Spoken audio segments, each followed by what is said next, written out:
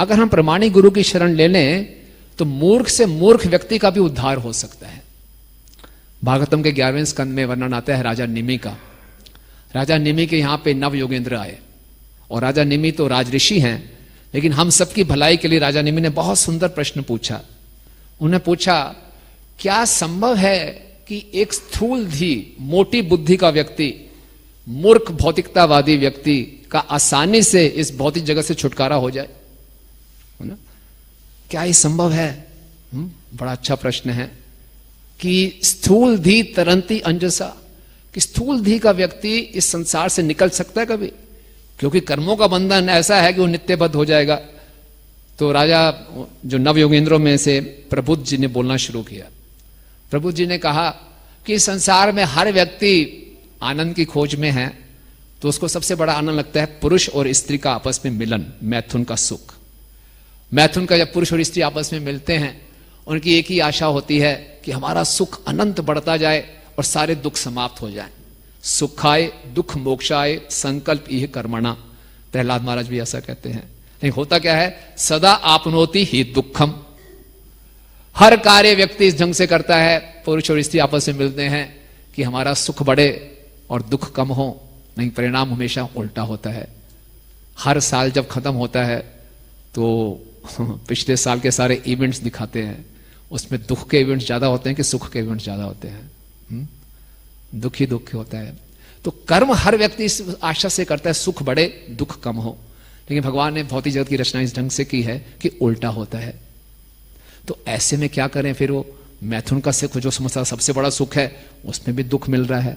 फिर व्यक्ति सोचता है शायद धन की कमी है, सुविधाओं की कमी है, धन ज्यादा कमाया जाए। लेकिन धन जो है वो आत्मा का हनन कर देता है। धन को कमाना के लिए प्रयास, धन को संभालना, धन को खर्च करना, धन की रक्षा करना, कष्ट ही कष्ट, उसमें और दुख बढ़ जाते हैं और शत्रु पैदा हो जाते हैं। फिर वो सोचता है शायद पृथ्वी पे ही दुख है, स्वर्ग लोक में जाना चाहिए। बड़े बड़े यज्ञ करेगा, स्वर्ग लोक में जाएगा। स्वर्ग लोक में वहां पहुंच के जाके क्या देखेगा? यहां भी बड़ा कंपटीशन है, स्पर्धा है, द्वेष है, और पुण्य खत्म होते ही फिर नीचे आ गए तो वहां में सुख नहीं। तो सुख कैसे मिलेगा? तो फिर प्रभु बताते हैं, तस्मात् गुरुम प्रपद्ये जिज्ञासु श्रेयोत्तमा शाब्दे परे च निष्णातम ब्रह्मणि उपशमाश्रयम। फिर वो इतने धक्के खाने के बाद, पूरे ब्रह्मांड में कई योनियों में भटकने के बाद, जब वो जिज्ञासा करता है कि मुझे असली आनंद कैसे मिलेगा, तो उसको प्रमाणिक गुरु की शरण में जाना होता है। और प्रमाणिक गुरु के क्या लक्षण बताए गए हैं? शाब्दे परे च निष्णातम, वो वैदिक शब्दों में, वैदिक शास्त्रों में और भगवान में बहुत निपुण है, भगवान के ज्ञान में। और उपशमाश्रयम, उसने इंद्र तृप्ति से पूर्ण रूप से रिटायरमेंट ले रखी है। गुरु जी ऐसे नहीं है कि खुद भी इंद्र तृप्ति कर रहे हो, दूसरों को भी इंद्र तृप्ति करा रहे हैं।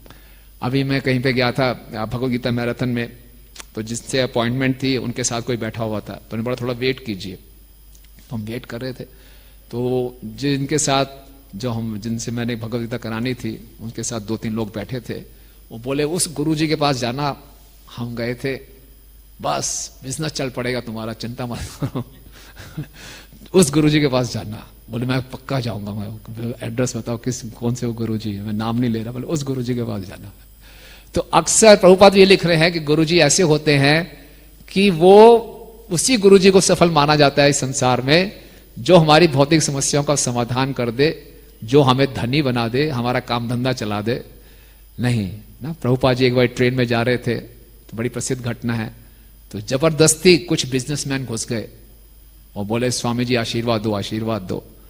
प्रभुपाद जी ने बोला अपने सन्यासियों की तरफ दिखाते हुए, मेरा असली आशीर्वाद ये, ऐसे बनोगे? तो तुरंत वहां से वो भाग गए हैं। तो असली गुरु है जो बताए कि इस भौतिक जगत से कैसे बाहर निकलना है, इस भौतिक जगत के झूठे सपने ना दिखाए।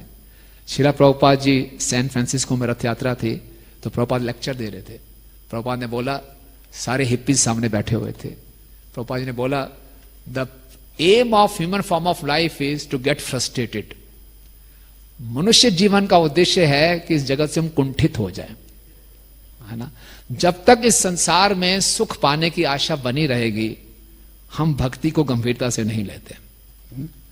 इंग्लिश में कहावत है, होप डाइज द लास्ट। उम्मीद बनी रहती है हम होंगे कामयाब एक दिन, कुछ ना कुछ तो ठीक हो ही जाएगा। जबकि आध्यात्मिक जीवन में the hope should be killed at the first moment.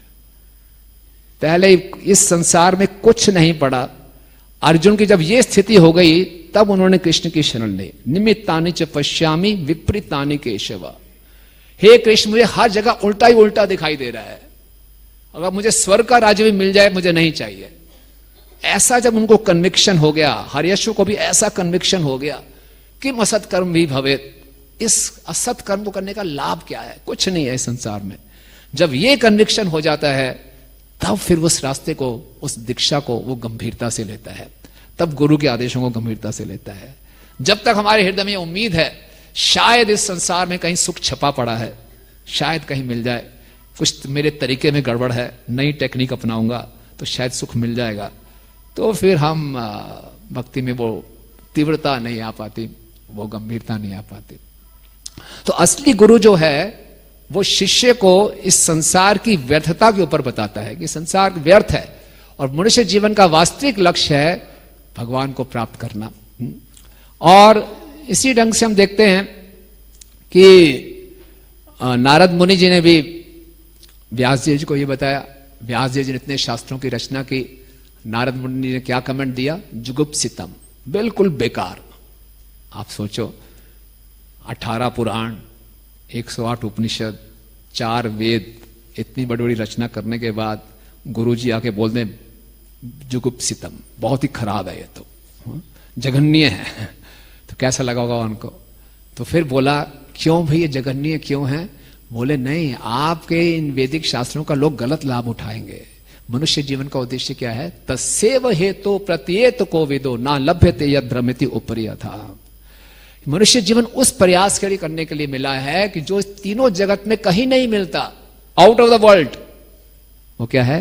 Krishna Prem. Hare Krishna Krishna Krishna Hare Hare, Hare Ram Ram Ram Hare Hare.